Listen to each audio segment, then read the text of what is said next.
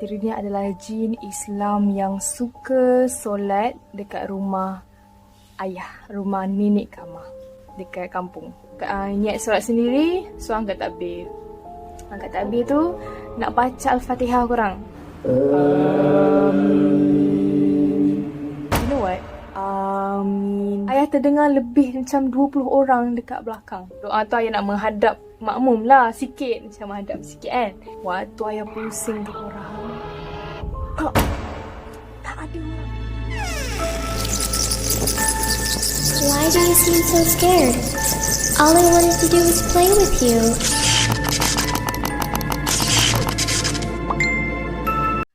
Assalamualaikum semua orang, Kabar Nassim here. I hope you're in a good mood today because it's a good day to have a good day. So, hari ni kembali lagi kita di segmen Paranormal Story, which is Kama akan cerita kisah seram pengalaman yang berlaku dari keluarga Kama sendiri. Dan cerita ni tidak dipungut dari mana-mana sumber internet. Aduh, Kama tak boleh pula tengok buku ni, teringat tu. Dalam video sebelum ni, ramai sangat korang komen pasal korang ternampak something kat belakang tu kan. Macam ada orang lalu lintas kan. Budak ni komen, dia kata saya pakai green screen. Apa macam gaming tu. Dia kata nampak buku pun dah tahu. Jadi saya nak tergelak. Sebab, you know, ni kau kata green screen awak. Sekatilah. Dia bukan komen satu je. Dia meyakinkan semua orang. Tapi okey lah supaya dia nak menenangkan semua orang. Cool. Hanya melintas je, tak ada apa pun. Okay, whatever. Let's move on to the story. Sebelum Kama start cerita pada hari ni, Kama nak fahamkan korang dulu. Sebab kebanyakan cerita yang Kama cerita adalah daripada ayah Kama kan. Sejak ayah kecil sampailah sekarang. Pasal santau lah, saka lah. Okay, Kama nak korang faham dulu peringkat ayah menerima ujian-ujian ni. Ayah Kama manusia biasa juga. Dia tak adalah first kena hadap benda ni terus jadi kuat. Terus iman tu teguh. Tak takut. Tak, okay? Tak. Jadi peringkat pertama masa first time ayah kena benda tu, ayah tak tahu macam mana nak hadapi tau. Ayah banyak ikut je flow. Jumpa bomoh, ikut apa bomoh tu suruh, apa bomoh tu cakap. Dan ketika tu, ayah banyaklah masih lagi jahil, tak tahu hukum, syirik dan sebagainya. Sampai ke peringkat pertengahan, maksudnya dah macam-macam berlaku, pengalaman tu sedikit sebanyak memberi pengajaran kepada kita, betul tak? Macam tu juga yang berlaku dekat ayah. Jadi ayah dah banyak improve ilmu-ilmu tu. Bomoh-bomoh tu semua banyak penipu je. Tambahan lagi menduakan Allah, syirik. Jadi ayah dah boleh tepis sikit demi sedikit benda-benda tu. Sampai ke peringkat ketiga, which is peringkat yang terakhir, dan sekarang ni lah. Ayah dah lebih mendalami sikit-sikit ilmu pengetahuan tentang jin, ilmu cara nak rawat dengan Islam. Tapi ayah tak adalah praktikkan cara merawat tu. Cuma ayah tahu, ada perubatan Islam. Kalau dalam Islam, kena buat macam ni, kena baca ni, tak boleh buat ni, tak boleh buat tu macam ni. Saya banyak sangat beli buku-buku yang berkaitan dengan agama untuk cari ilmu tu. As you guys can see, ini yang korang nampak kat belakang Kama ni 30% tau. Ayah Kama lain sangat dengan Kama kalau bab ni. Kama seumur hidup Kama selama 20 tahun, tak pernah satu buku pun yang Kama dapat habiskan novel tau. Tapi ayah memang minat membaca. Jadi lepas sikit-sikit cari ilmu tu, so ayah mula melepaskan macam setunggal. Kalau ayah tak tahu, ayah tak belajar ilmu-ilmu ni, mungkin sampai sekarang tunggal tu dibela. Tapi walaupun dia baik, kena lepaskan dia juga. Anak ada ikatan dengan keluarga kan. Yang 3 saka tu pun, sejak nenek tak ada, dia pun tak ada datang dah. Dan ayah pun tak ada nak panggil-panggil dia ke, seru-seru dia ke. So sekarang bila keluarga kena, panggil ustaz. Jadi itulah 3 tahap yang Kama nak korang faham. Supaya korang tak terconfuse nanti Kama cerita macam ni. Dalam cerita lain, ayah macam ni. Dalam cerita tu, ayah dia macam ni pula. Okay, dia berperingkat sebab daripada kecil kan. Kama cerita ni ada yang cerita waktu tu ayah kecil. Ada satu cerita ni waktu tu ayah dah besar. Cerita yang Kama nak cerita hari ni tentang Satiri. Kama ada sebut tentang Satiri ni dalam satu episod. Satiri ni adalah jin Islam yang suka solat dekat rumah ayah, rumah nenek Kama dekat kampung. So, jom kita ambil mood seram. 1, 2, 3. story. Dang. Waktu ni ayah Kama umur 18 tahun. Baru lepas habis SPM. Jadi muda lagi lah kan. So waktu ni ayah ada banyak masa. Habis sekolah ayah tak melanjutkan pelajaran universiti. Waktu tu duduk kat kampung kan, so susah lah. Jadi ayah menggunakan masa yang terluang tu untuk tambah ilmu agama. Yang waktu tu memang ayah tengah kurang sangat lah ilmu agama. Sebab dekat sekolah tu pun, sekolah dekat kampung tu, agama dia macam tak detail macam sekarang kita belajar pendidikan Islam kan. Jadi ayah Kama cuba cari beberapa ustaz untuk mencari ilmu, untuk belajar ilmu agama. Dan ayah dapat seorang ustaz ni. Ustaz ni sangat baik dengan ayah. Dia ajar ayah azan. Dia ajar ayah cara yang betul mendirikan solat. Dia ajar cara menguruskan jenazah. Solat jenazah ni sangat mudah. Tapi orangnya sedikit je yang mendirikan solat. Sebab tak belajar. Jadi ustaz ni pun diadakanlah kelas dekat kampung tu, kelas cara menguruskan jenazah. So waktu tu ustaz tu cuba menghidupkan fardu kifayah dekat kampung tu tau. Masa tu siap ada persatuan mandikan jenazah, persatuan angkat jenazah. Anak-anak muda ramai join dekat kampung tu. Sejak tu bila ada orang meninggal, ramailah datang mendirikan solat jenazah kat dalam masjid. Kalau tidak, 4 orang je yang datang. 4 orang je. Yang lain semua datang tapi duduk kat luar je. Sebab tak tahu macam mana nak solat jenazah. Jadi ayah ambil kesempatan ni untuk belajar dengan ustaz tu setiap malam. So ustaz ni pun ajar ayah sampai ayah boleh bercakap dengan orang ramai. Dia benarkan ayah bagi ceramah tau dekat masjid. So kadang-kadang je ayah bagi ceramah, kongsi-kongsi ilmu je lah. Bukan ceramah yang macam ustaz betul-betul mendalam ilmu kitab-kitab, tafsir Al-Quran. Tapi ayah bagi ceramah ni dapat sambutan tau. Sambutan daripada orang kampung tu. Sampai ada makcik-makcik kampung minat dekat ayah tau. Waktu tu ayah remaja lagi. Semangat weh buka tirai. Sebab mungkin penyampaian ayah, cara penyampaian ayah tu lain kot. Jadi ayah banyak mengisi waktu ayah dengan benda-benda ni. Dan ketika itulah ayah Kama telah disihir. Yang akhirnya ayah tahu. Ya, sihir ni ada 2 tau. Satu, dia menyakitkan, dia menyeksakan badan. Kita tahu kita disihir. Contohnya nenek Kama dia buta. Rupa-rupanya dia disihir. Contohnya lagi atuk Kama. Dia muntah darah, muka dia sini habis merah. Rupanya dia disihir. Jadi itu menyakitkan badan. Tapi sihir yang satu lagi ni kita tak dapat tahu. Contohnya ayah ni. Waktu ayah kena ni, ayah sebenarnya telah disihir selama 5 tahun sejak berumur 18 tahun tu. Telah disihir apa tau? Tak dapat pekerjaan. Halus tu sihir tu. Ingat tu macam tak ada rezeki. Aku ni orang kampung je, tak ada orang yang nak. Pendidikan pun tak tinggi. Masalahnya kerja kat kampung je. Kerja-kerja yang dekat kampung, bukannya kerja yang dekat KL ke kat bandar ni. Pun tak dapat. Nampak tak cepat sangat orang dengki. Cerita detail pasal ni, macam mana ayah harungi selama 5 tahun tu. Macam mana ayah dapat tahu sebenarnya ayah disihir. Sebab selama ni memang ayah ingat ayah memang tak ada rezeki lah.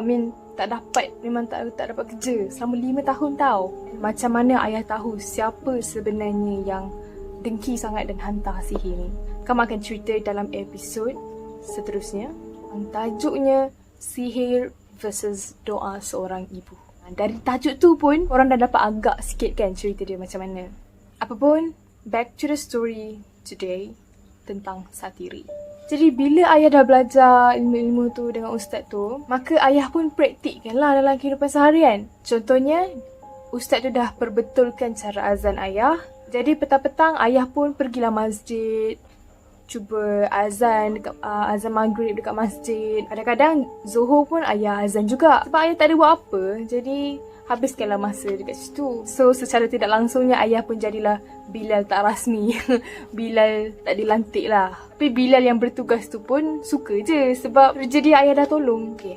Masa tu bulan Ramadan. Ayah selalunya akan mengaji pukul 5 ke 6 macam tu sampailah berbuka untuk ayah azan maghrib dekat masjid tu. Dan selama ayah solat dekat masjid time bulan puasa tu, hanya ayah seorang saja. Maknanya tak ada seorang pun yang berbuka dekat masjid tu. Masing-masing akan berbuka di rumah dan solat maghrib di rumah. Baik imam, baik Bilal. Seorang pun tak ada. Tapi diorang akan datang waktu isyak.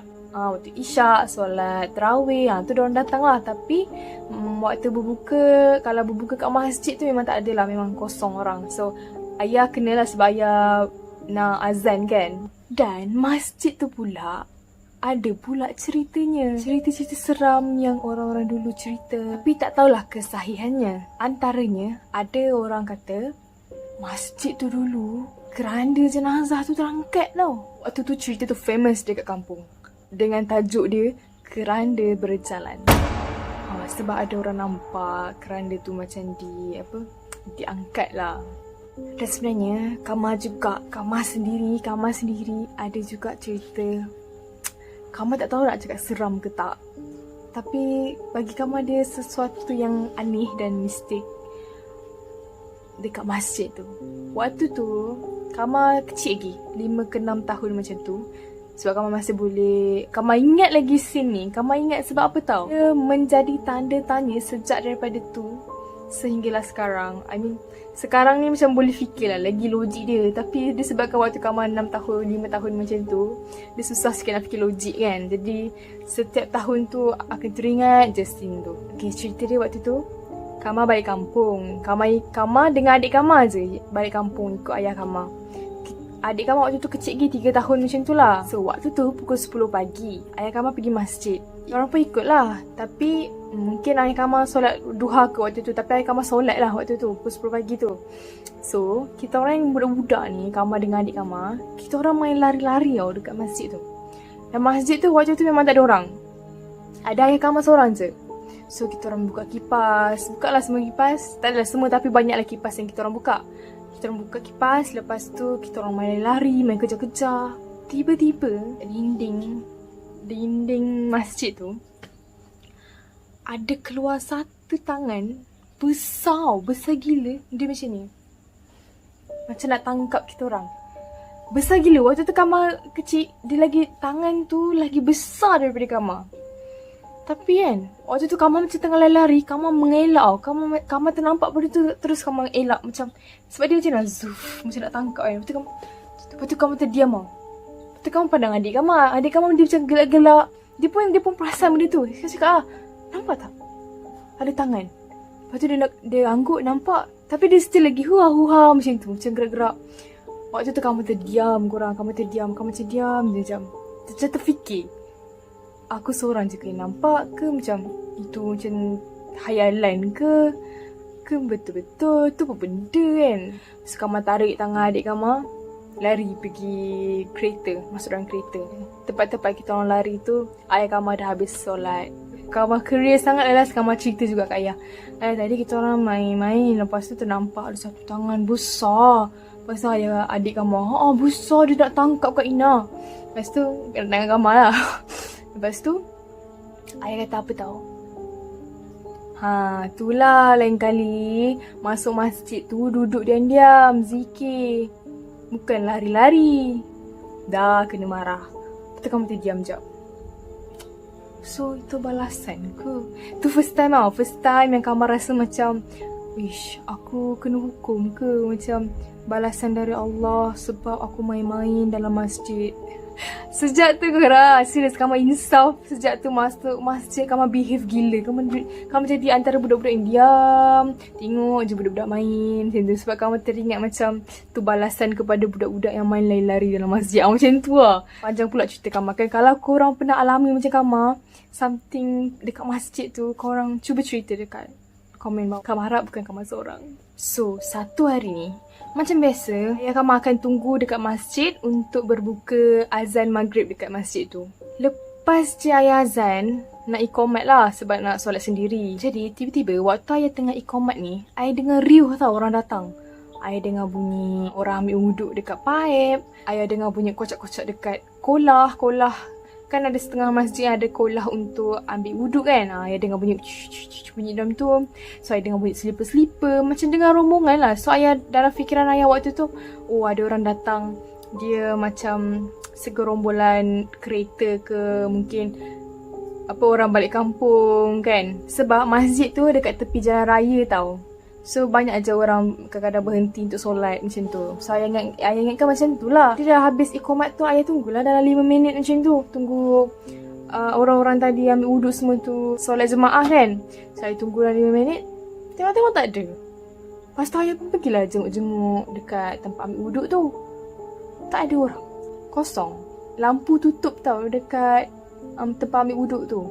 Saya macam, mana orang tadi?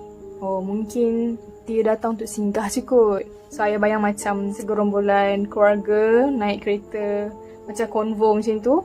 So datang hanya untuk basuh tangan ke, bersihkan diri ke, lepas tu nak berbuka kan. Oh, tak apalah. So ayah pun teruslah solat sendiri. Niat solat sendiri. So angkat takbir. Angkat takbir tu nak baca Al-Fatihah korang. Baca Al-Fatihah solat sendiri ni sampai ke waladdallin. Amin. You know what? Amin. 20 orang. Ayah terdengar lebih macam 20 orang dekat belakang. Amin. Dan seterusnya, rokaat seterusnya. Amin. Setiap kali baca doa Al-Fatihah macam tu lah. Sampai ke salam terakhir, Assalamualaikum warahmatullahi. Tak pusing lagi tengok makmum siapa waktu tu. Ayah fikir macam, oh ni mesti diorang yang tadi tu. So diorang mesti nak cepat sebab mungkin perjalanan diorang jauh kan. So ayah fikir macam tak naklah zikir lama-lama, wirid semua tu. Ayah fikir, ayah pun istighfar je 3 kali. Lepas tu nak terus baca doa lah. So waktu nak baca doa tu, ayah betulkan posisi ayah duduk tau. So nak doa tu ayah nak menghadap makmum lah sikit. Macam menghadap sikit kan. Waktu ayah pusing tu orang, tak ada orang. Tak ada orang. Biar betul. Tadi suara nak dekat 20 orang. Bulu rumah ayah terus naik weh. Ayah kata ayah tak pernah rasa takut macam tu tau. Ayah terus bangun, tak jadi nak baca doa. Memang serius Kak Mah, jujur je cerita ni. Tak ada nak cover ke apa. Tak baca doa, ayah terus keluar daripada masjid tu. Tapi ayah jalan perlahan-lahan tau. Ayah macam nak act cool, act tak takut lah macam tu. Sebab kalau kita takut lagi benda tu serang kan. Saya macam jalan diam-diam, keluar je daripada masjid tu, terus lari pergi ambil basikal. Pengetahuan korang, zaman dulu-dulu kat kampung, kalau umur macam tu, memang susah nak dapat. Memang tak ada ni nak dapat motor macam zaman sekarang ni kan. Bawah umur pun dah ada motor. Zaman dulu umur macam Kak Mah ni naik basikal je. Turun kayu balik rumah. Sampai dalam rumah, I diam je tau. I tak cerita dekat nenek Kak Mah. Dan waktu tu, atuk Kak Mah dah meninggal dah. So, ayah tak cerita dekat nenek Kak Mah tau. Ayah diam. Sebab ayah macam curious tau. Apa benda tu? Apa benda sebenarnya aku dengar tu? Sebab ayah memang yakin tu orang. So, waktu tu dalam fikiran ayah nak jumpa ustaz tu. Ustaz yang baik dengan ayah tu. Ayah nak cerita dekat dia. Tu je waktu tu. Tapi waktu tu susah nak jumpa ustaz tu. Sebab ustaz tu busy. Dia buat kelas. Dia ada tadarus kan. Macam-macam lah. Dia ada ceramah dekat masjid ni semua. So, susah. Jadi esoknya tu ada tadarus tau dekat masjid tu. Waktu tu ayah tak join. Sebab ayah takut nak masuk masjid tu. Sejak daripada kejadian tu lah ayah jadi macam takut masuk masjid tu. Sebab ayah rasa macam ayah diserang ke benda macam tu lah. Sebab yelah ayah seorang-seorang kan waktu tu. Lepas tu terdengar benda tu ramai pula. Saya takut lah. Jadi ayah tunggu je kat luar masjid. Tak nak masuk. Ayah tunggu sampai diorang habis tadarus. So dah habis tadarus tu, ustaz tu pun keluar. So ayah pun dapatlah jumpa ustaz tu. Lepas tu ayah pun cerita dekat ustaz tu. Ustaz, semalam ayah pun ceritalah detail exactly apa yang berlaku. Dia betul-betul rasa macam ada orang. Tiba-tiba bila tengok belakang, tak ada siapa-siapa. Korang tahu tak apa ustaz tu cakap? Dia tepuk bahu ayah Kak Mah. Lepas dia senyum. Dia kata, alah, tak ada apa tu. Lupakanlah. Jangan takut. Ayah masih macam tak syak apa-apa lagi waktu dia cakap tu. Ayah macam muskil je. Mana orang tu? Siapa dia? Dia kacau saya. Lepas tu ustaz tu katalah, alah, biasalah. Dia pun macam kita juga. Ada yang Muslim. Jadi dia berhenti tu dengan kumpulan dia. Nak menumpang solat lah tu. Kadang-kadang jin ni... Lepas tu ayah terus macam, jin?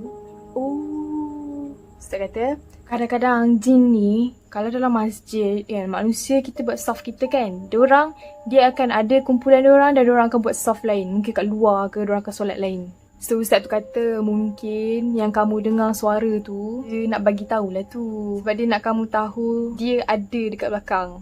Jadi bila kamu tahu, kamu akan tukarkan niat daripada solat sendiri tu ke solat jemaah. Saya kata lah, tapi Ustaz, kalau dia datang lagi memang saya tak nak solat jemaah. Saya laru Ustaz, tak berani saya. 3 hari betul-betul ayah tak pergi masjid disebabkan kejadian tu. Orang pun duk lah tanya, mana kau tak azan-azan dah dekat masjid ni? Saya jawab, oh saya demam. Ayah betul-betul takut lah korang waktu tu. And then, satu malam tu lepas saya dah lama tak pergi masjid, waktu tu ayah nak tidur. Sepatutnya ada tadarus tapi ayah tak nak join. Sebab ayah masih teringat benda tu. Pukul 2 pagi waktu ni. Sekali nak 50-50 nak tidur tu korang. Tengah 50-50 tu, tiba-tiba ada rasa angin tau. Angin daripada kaki naik ke tengkuk. Dalam badan. Tak boleh nak gerak. Macam badan tu dikunci. Kalau korang pernah rasa macam mana kena himpak, macam tu lah dia rasa. Dia macam tengah menghadap depan and then tangan dia tak boleh gerak tapi sedar. Tahu tak ayah nampak apa? Ayah nampak something. Dia macam manusia. Orang tu dia pakai baju macam biasa, macam manusia, berjanggut dan muka dia lonjong panjang. Dia pandang je ayah. Korang tahu tak dia cakap apa dekat ayah? Assalamualaikum. Dia bagi salam tau. Nama saya Satiri. Saya datang daripada laut Indonesia. Jangan takut. Pergilah buat macam biasa. So, rupanya waktu tu ayah macam tak boleh nak bercakap tau. Ayah diam macam takut tu memang serius takut gila ayah waktu tu.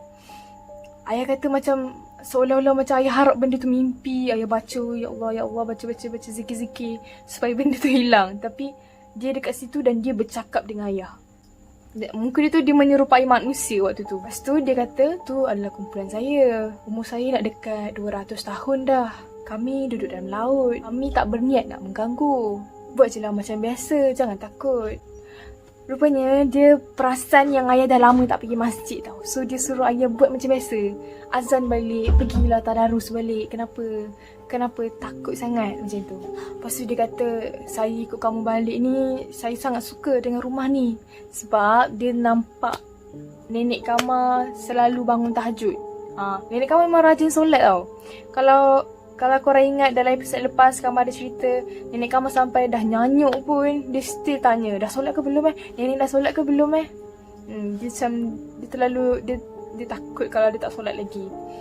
Jadi nenek Kama rajin lah solat tahajud. So macam benda tu dia kata dia suka rumah ni sebab ada orang yang hidup ke rumah ni dengan solat, percaya.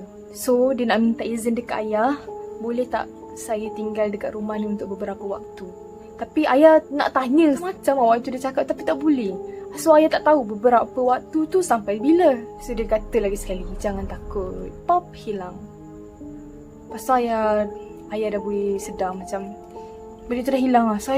Ayah macam takut gila waktu tu sebab kalau korang rasa kena himpak macam tu lah rasa dia weh. Korang dah sedar pun korang still rasa macam apa benda aku nampak tadi, apa benda aku nampak tadi kan. Pas daripada tu memang betul korang. Nenek Kama kata rumah tu terasa ada orang lain. Rumah kampung time tu rumah kayu. So memang dia ada 2 tingkat tau. Memang kat atas tu terdengar bunyi krik bunyi kayu macam ada orang berjalan nak pergi ke tandas. Lepas tu Nenek Kama kan selalu bangun kan pukul 3 pagi. So dia kata memang dia rasa ada benda tu sekali solat.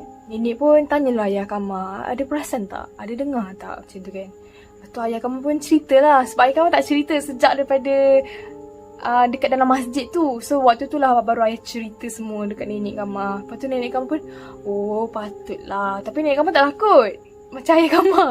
Nenek Kama tak takut. Dia macam dah biasa kan, dia boleh nampak semua. Tapi Satiri ni dia tak nampak. Dia boleh rasa je. Dan Satiri ni dia akan datang dekat ayah bila-bila je yang dia nak. Tak macam si Tunggal, macam kena panggil kena panggil guna kemenyan. Macam Tiga Saka tu kena masuk dalam badan nenek Kama untuk berkomunikasi. Tapi si Satiri ni tidak. Dia takkan masuk dalam badan nenek Kama walaupun dia boleh sebenarnya. Dia akan terus direct dekat ayah kalau dia nak cakap dengan ayah. Time dia datang dekat ayah tu, time ayah 50-50 nak tidur. Macam tu lah. So, dan dia tak akan benarkan ayah bercakap dengan dia. Pernah satu kali tu, dia datang lagi sekali, dia bagi tahu ayah. Dulu saya pernah datang dekat masjid ni. Tapi waktu tu saya seorang, dia kata. Rupanya dia pernah juga join dengar ceramah ayah tau. Dia kata, saya duduk dekat tiang tu, dekat luar. Saya sangat suka kalau ada ramai anak muda macam ni. So, dia panggil kumpulan dia tadi tu untuk solat jemaah masa bulan Ramadan. Dengan harapan dia bayang dekat dalam masjid tu akan meriah. Meriah dengan anak-anak muda dah mula ni kan. So, lagi-lagi bulan Ramadan, berbuka puasa sama-sama, solat tarawih semua. Tapi, dia dah datang kosong. So, dia macam kecewa. So, waktu dia datang waktu tu kosong kan, dia ternampak ayah kan. Sebab ayah datang pun waktu tu sebab ayah memang dah biasa azan semua. So, dia macam tertarik. Sebab ayah seorang je yang ada dekat dalam masjid tu. So, dia tertarik dengan ayah. Tu yang dia ikut ayah sampai balik rumah. Lepas tu, dah lama tu ayah macam jalanilah kehidupan macam biasa. Sebab dah biasa kan. Ayah dah start pergi masjid semua. So, satu hari ni, dia datang dalam mimpi. Dia datang dalam mimpi ayah. Ayah rasa macam ada angin lagi sekali masa dia first time kena tu. Ada angin daripada kaki dia masuk macam tu. Tiba-tiba dalam mimpi tu dia terbang. Satiri tu bawa ayah terbang. Tapi Satiri kat belakang. Dan ayah tak boleh nak pusing belakang. Ayah tak boleh tengok dia. Dan dalam mimpi tu Satiri tak bercakap dengan dia. Satiri tak bercakap dengan ayah. Dia diam je. Ayah yang macam takut macam tu. Macam waktu tu dia terbang tau korang. Dalam mimpi macam-macam boleh berlaku kan. Ayah terbang tapi rasa real sangat. Korang pernah tak mimpi korang jatuh bangunan ke, mimpi korang terjatuhkan pinggan ke? Perasaan tu korang rasa real kan? Macam tu lah ayah. Ayah rasa real gila masa ayah terbang tu. Rasa angin kuat, rasa gayat, jantung berdebar. Sekali sampai satu masa tu, dia bawa ayah pusing dekat laut tau. Ayah daripada atas menjulang ke bawah sampai ke laut, masuk dalam laut tu. Waktu tu ayah cerita ayah memang macam tu muka macam tu sebab gayat tau. Macam tu. Tapi bila masuk dalam laut tu, tak rasa air lah. Tak ada rasa air tapi masuk dalam laut. Mimpi. Waktu ni mimpi. Lepas tu ayah nampak apa tau?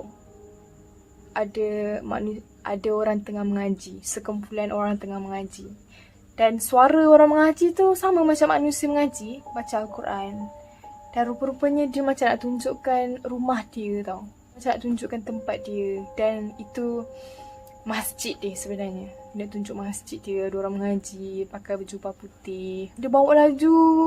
Ayah rasa macam benda tu real gila. And then tahu-tahu je ayah tersedar. Dan ayah tersedar tu terus ayah terdetik. Ayah terfikir tau. Dia pun jin Islam. Jin pun beribadat dekat Allah. Sebab tu ada dalam Al-Quran, tidak aku jadikan jin dan manusia melainkan beribadat kepadaku. Maksudnya, dia pun macam kita, mencari redha Allah. Dia yang sejahat-jahat manusia sebaik-baik jin tu pun, cuba mengaji, cari keredaan Allah dekat dunia ni. So ayah waktu tu terjaga dari tidur, ayah macam terasa insaf tau. Seolah-olah macam itu message macam tu. Last kali terakhir dia jumpa ayah ataupun kali terakhir ayah dapat jumpa dia cakap apa tau? Dia datang lagi sekali dekat ayah dalam keadaan yang sama. Macam ayah kena hempap macam tu, tangan ayah dikunci, badan ayah semua dikunci, dan ayah separuh tidur, separuh sedar macam tu. Dia kata dia nasihat kat ayah, jaga mak tu baik-baik, mak tu orang baik. Sebab dekat kampung tu macam dia tunjuk kat ayah macam ni, mak tu tak macam ni, macam tu. Macam dekat kampung tu nenek Kamal lain lah. Dia lebih kepada duduk dalam rumah. Kayak makcik-makcik kat kampung biasalah, makcik kat kampung borak-borak tu kan, borak-borak kosong semua. So dia kata dia nasihat kat ayah, jaga solat. Lepas tu dia suruh jangan dahaka dekat mak, jaga mak elok-elok. Sebelum saya pergi ni, saya ada tinggalkan hadiah. Nanti buka kotak dekat atas almari tu. Ayah nak tanya untuk apa benda tu, tapi tak boleh tanya, kena kunci. Lepas tu ayah pun carilah kotak tu dekat atas almari. Memang ada kotak tu, dah lama dah memang ada kotak tu. Ayah pun buka lah. Tengok ada batu kecil. Batu kecil ni je, warna merah, macam delima. Untuk apa ni? Aduh, jangan malas lah lagi benda-benda macam ni. Macam atuk Kamal kena kan. Ingat tak atuk Kamal punya cerita yang pasal azimat dia tu kan. Ayah Kamal tak nak benda tu. Jadi ayah Kamal macam tak nak anggap itu macam perlindungan ke apa benda tau. So ayah Kamal anggap benda tu kenangan dengan Satiri. kenangan yang dia pernah singgah di sini, dan bila dia nampak batu tu, dia teringat nasihat-nasihat yang Satiri bagi. Jadi ayah buat apa dengan batu tu? Ayah sebenarnya tak tahu batu tu untuk apa tahu. Sampai sekarang ayah tak tahu. Batu tu ayah jadikan cincin. Ayah buat cincin. Ayah letak batu tu sebagai pemata dan bagi dekat nenek. Ayah hadiahkan dekat nenek. Ayah cakap lah benda tu dari ni semua. Dan sampai sekarang ayah kata ayah tak tahu. Waktu nenek meninggal, ayah tak nampak pun cincin tu. Ayah tak tahu cincin tu hilang ke apa benda ke. So itu je sebenarnya cerita Satiri ni. Kamal rasa macam dia agak menarik. Sebab dia macam, dia seram waktu awal-awal tu. Tapi bila dah tahu, oh macam ni. So ada jin yang mencari keredaan Allah, jin yang baik tu. Jadi harap kita pun insaf lah ya. Kita yang manusia ni, diorang pun mencari keredaan Allah. Diorang pun cuba nak solat. Diorang pun berzikir, baca Quran. Why not us?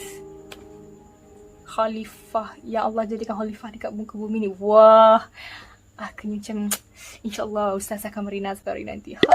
So thank you yang dah tengok sampai habis. For those who are new in my channel, don't forget to hit the subscribe button below and turn on the notification bell so that you will not miss any video that I post. See you in my next video. Bye!